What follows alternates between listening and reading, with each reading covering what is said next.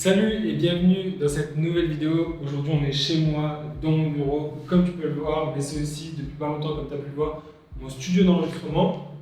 Et aujourd'hui je vais tourner pas mal de vidéos, que ce soit pour la Filmmaker Nomad School, donc mon école de vidéo en ligne. Et d'ailleurs, en parlant de la Filmmaker Nomad School, permets-moi de t'interrompre quelques secondes. Sache qu'il va y avoir une version bêta, c'est-à-dire que je vais sélectionner entre 5 et 10 personnes pour qu'ils accèdent à la formation à un prix réduit et ils seront en charge de me faire un retour constructif pour que je puisse vraiment faire une formation sur mesure et la meilleure formation à la vidéo qui soit.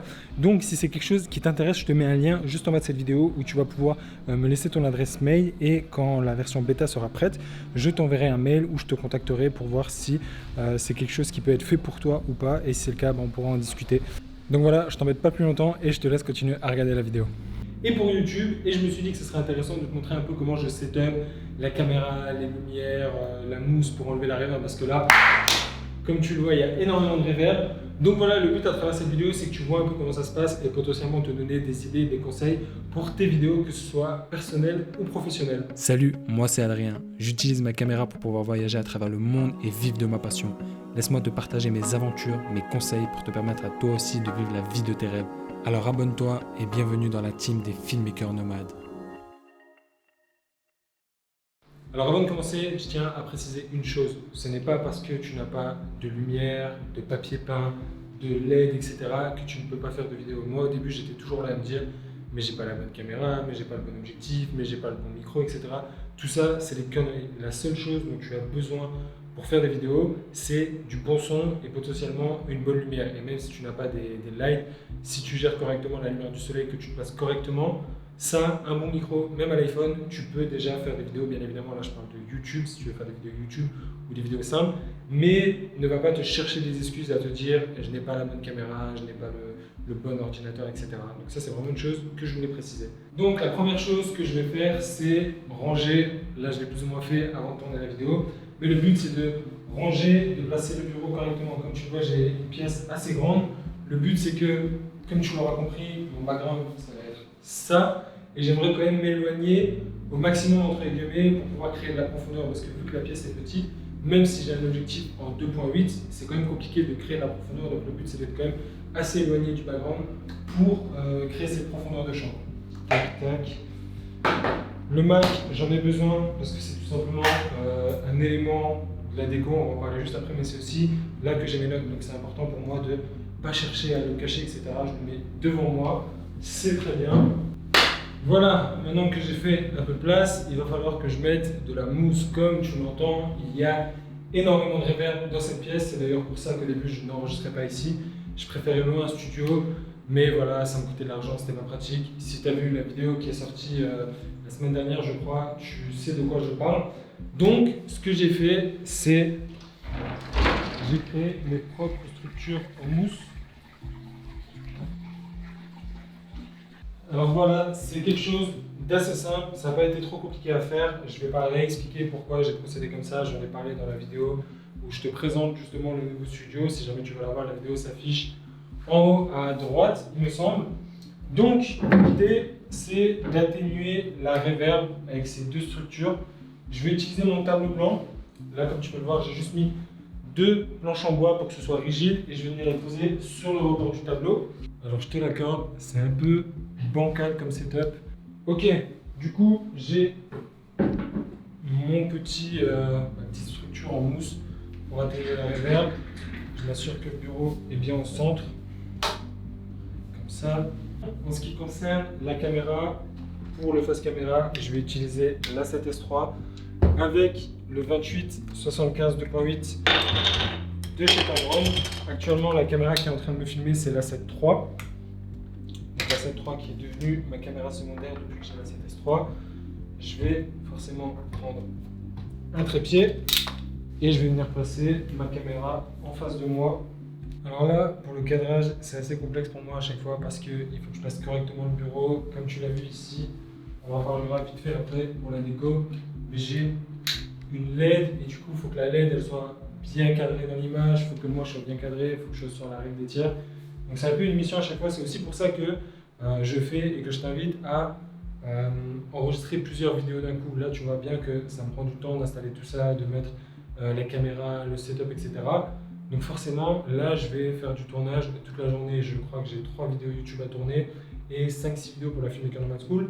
Donc, je t'invite à faire ce genre de truc en lot pour ne pas avoir à répéter. Parce que le plus dur, c'est toujours le démarrage, même quand tu fais des vidéos face caméra. La première vidéo, c'est vrai que tu n'es pas à l'aise, mais le temps de t'échauffer, tu vois ce que je veux dire. Et donc, si tu fais, à chaque fois, tu dois t'échauffer pour une seule vidéo, ça va être chiant. Tandis que là, je vais tourner à peu près 6 ou 7 vidéos. Je vais tourner la première et après, ça ira beaucoup mieux. Et une fois que je serai lancé, que la machine sera lancée, ça sera beaucoup plus facile. Donc vraiment, je t'invite vraiment à tourner tes vidéos en lot si tu en as la possibilité. Alors, en termes de paramètres, je vais te montrer un peu ce que j'ai fait. Je shoot en 4:2, 10 bits en 4K. Toutes les vidéos de ma formation seront tournées en 4K et toutes les vidéos que je vais publier sur YouTube, pareil, à partir de maintenant, seront en 4K. Ma balance des blancs est réglée sur 5500 parce que c'est la bonne température de couleur par rapport au light que je vais utiliser, que je vais te montrer juste après. Je reste en autofocus parce qu'il est assez performant, il détecte bien mon visage, donc il n'y a pas de problème. Donc on a enfin du 10 bits sur le A7S III, ça c'est top. Je shoot en S-Log 2. Donc j'ai modifié un peu les paramètres, j'ai rajouté, comme tu peux le voir, de la saturation. Mais pour l'instant, c'est le meilleur rendu que j'ai trouvé parce que je ne l'ai pas encore testé de manière intense. Donc voilà, donc la 7S III, je suis à peu près au 35 mm. Et en termes de micro, je vais tout simplement prendre, c'est pas ça. En micro, je vais utiliser le Rode Bluetooth qui est une petite merveille. Ça, c'est sûr que tu l'as déjà vu. C'est vraiment top. Je le connecte à un micro cravate et ça fait vraiment le taf pour des vidéos face caméra comme ça. Alors, bien évidemment, pour la caméra, pour des vidéos face caméra comme ça, pense toujours à mettre la caméra à hauteur du visage de la personne. Ça, c'est très important pour pas donner une impression. Là encore, moi, vu que je veux qu'on voit la table, la caméra est un peu en plongée. Donc le rendu, c'est pas le meilleur que je peux avoir, mais je veux qu'on voit la table, je vais mettre des éléments de déco et tout. Donc pense bien à toujours mettre la caméra à hauteur du visage de la personne. Ne filme pas comme ça ou comme ça. Le rendu sera vraiment pas bon. Donc je pense qu'on est bon et que c'est tout ce que j'ai à dire par rapport à la caméra. Je vais installer le micro et on passe à la suite. Ensuite, on va vite fait parler des éléments de déco. Alors moi, j'aime bien remplir un peu mon cadre. Déjà au niveau du bureau, j'aime bien qu'on voit l'ordinateur. Pareil, ça remplit. Donc, je vais tout simplement mettre une caméra sur un des stabilisateurs ici. Je trouve les poignées, tac tac. Donc là, actuellement ici à Bali, j'ai le Weebin S Live 3. J'ai le Ronin S aussi en France. Mais vu que récemment, DJI a sorti le nouveau RS2, quand je vais rentrer, je pense que je vais forcément vendre le Ronin S ou le garder en backup si jamais. Mais bon, là à Bali, j'utilise le Weebin qui est beaucoup plus pratique pour le voyage, pour les randonnées. Parce que je peux te dire qu'ici il fait chaud si tu vas te balader, etc. Et tu as un gros stabilisateur comme un Ronin S, c'est pas le top. Et voilà, après je vais tout simplement venir le placer, voir ce qui rend le mieux. Forcément, avec le nouvel A7S III, on a un super écran orientable. Enfin, j'ai envie de dire, du coup, là j'ai juste à regarder et à le placer un peu comme je veux. Et voilà. Donc, tout de suite, ça remplit un peu le cadre. Je trouve ça beaucoup plus agréable à regarder, entre guillemets. Et voilà, même si, voilà, je suis dans le monde de la vidéo, du coup, je mets de la déco en rapport avec la vidéo. La petite LED derrière moi qui fait forcément aussi partie de la déco. Donc voilà, pour la déco, il n'y a pas 10 000 choses à dire. Je pense que c'est le plus important. Voilà, remplir un peu le cadre, s'il y a possibilité de mettre un cadre, une lumière ou un petit meuble, des petites plantes, un peu de couleur, c'est toujours bon à prendre. Dernière étape, une fois que tout ça est mis en place, la chose la plus importante, la lumière. La lumière, pareil, je vais en faire une vidéo dédiée.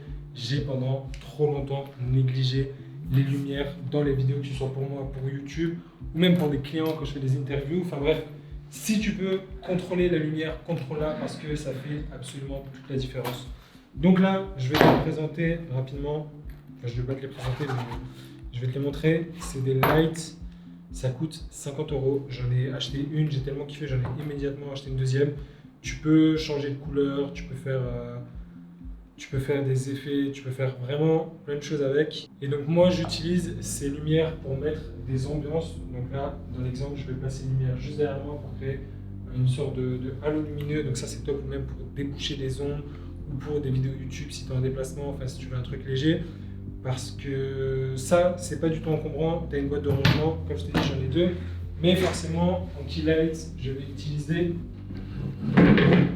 la Godox SL60W. Donc ça va vraiment être la lumière principale, ma key light. Donc beaucoup plus gros, beaucoup plus imposant. J'ai pris le dôme le plus gros avec la grille. Alors si jamais tu sais pas à quoi sert la grille, c'est pour focus la lumière sur ton sujet. C'est-à-dire que si j'enlève la grille, la lumière va être beaucoup plus globale dans la pièce. Et moi, le but, je veux pas forcément qu'il y ait trop de lumière sur l'arrière-plan parce que faut aussi que, vu qu'il est orange, la couleur de la peau, etc., il faut que j'arrive à me détacher du fond. Donc là, le but, c'est vraiment de focus la lumière sur le bureau et sur moi, ne pas trop mettre derrière et mettre trop de lumière de manière générale. Donc si jamais tu te posais la question, à quoi servent ces grilles, et ben ça sert à ça, à focus la lumière sur un point précis. Ok, alors le placement de la lumière, il existe plein de types d'éclairage différents. Moi, je vais faire celui qui est le plus utilisé, le plus basique, c'est quand tu as la moitié du visage éclairé et encore un tout petit peu de ce côté-là, pas avoir un côté éclairé et un côté sombre, c'est vraiment un truc assez homogène. Donc là, on va tout simplement mettre la lumière à 45 degrés du sujet. Donc voilà, comme tu peux le voir, là, je suis bien à 45 degrés. Je vais me placer ici. Et donc forcément, je vais fermer les rideaux pour te montrer un peu l'éclairage sur la caméra. Donc voilà à quoi ça ressemble. Je suis en S-Log, donc là je suis un peu sous-exposé. On va monter un peu l'ISO. Donc comme tu le sais, le S-Log, il faut toujours un peu plus surexposer. Ok, un peu plus 7, je pense que ça devrait aller. De toute façon, c'est juste pour te montrer rapidement. Donc voilà, comme tu peux le voir, j'ai toute cette partie du visage, d'ailleurs l'intensité est trop forte, il faudrait que je la baisse. J'ai toute cette partie du visage qui est éclairée, un tout petit peu ici, mais pas trop. Ça, là, comme je t'ai dit, je vais placer ça juste derrière moi. Alors en général, j'utilise un GorillaPod. Donc je vais placer ma light directement là-dessus. Et je viens la placer juste derrière moi. Bon, là, je ne l'ai pas forcément ici, mais je vais mettre une chaise. Donc là, j'ai le choix de mettre soit la light dans cette direction pour vraiment créer ma backlight où je vais avoir un éclairage derrière. Mais vu que j'ai déjà la LED Filmmaker Nomad qui fait plus ou moins ce travail, là je vais plutôt le mettre en direction du mur. Donc là forcément c'est un peu trop bas, je le mettrai sur une chaise. Mais le but c'est de venir éclairer le mur pour, tac, comme tu peux le voir, créer un halo lumineux autour de moi. Après, si je le souhaite, là c'est pas forcément une situation qui s'y prête, je vais faire un truc assez neutre. Mais je peux rajouter, grâce à ces lights, de la couleur pour pouvoir créer, comme tu peux le voir, une ambiance. Par exemple, ça peut être intéressant sur le stabilisateur, tu vois, je baisse l'intensité, je vais plutôt le mettre là. Tu vois, même là, on voit pas la light à la caméra, mais ça rajoute un joli bleu. Bref, là, comme tu peux le voir, c'est trop fort. Après, voilà. Tu comprends l'idée, je vais pas tout faire sur mesure. Là, le but, c'est juste que tu aies une idée de comment je setup tout ça. Donc voilà, là tu vois, ça crée pareil une petite ambiance. Donc voilà, tu as maintenant une idée de comment je setup mes vidéos pour du face caméra, que ce soit pour du YouTube, pour la Filmmaker Nomad School ou bien même pour des clients. Ça m'arrive quelquefois de shooter en intérieur pour par exemple des programmes de sport, des programmes de yoga. On est en intérieur et on va utiliser plus ou moins le même setup avec une key light, donc qui est la lumière principale, des petites LED pour créer des ambiances. Donc voilà, j'espère que cette vidéo t'aura plu. Si jamais il y a des questions auxquelles je n'ai pas répondu, n'hésite pas à me les poser dans les commentaires. Je te dis à la semaine prochaine pour une nouvelle vidéo. Ciao. Merci d'avoir regardé cette vidéo jusqu'à la fin. Si tu veux continuer à suivre mes aventures, je t'invite à me suivre sur Instagram pour du contenu et des conseils quotidiens. Et surtout, n'oublie pas, la liberté est un choix.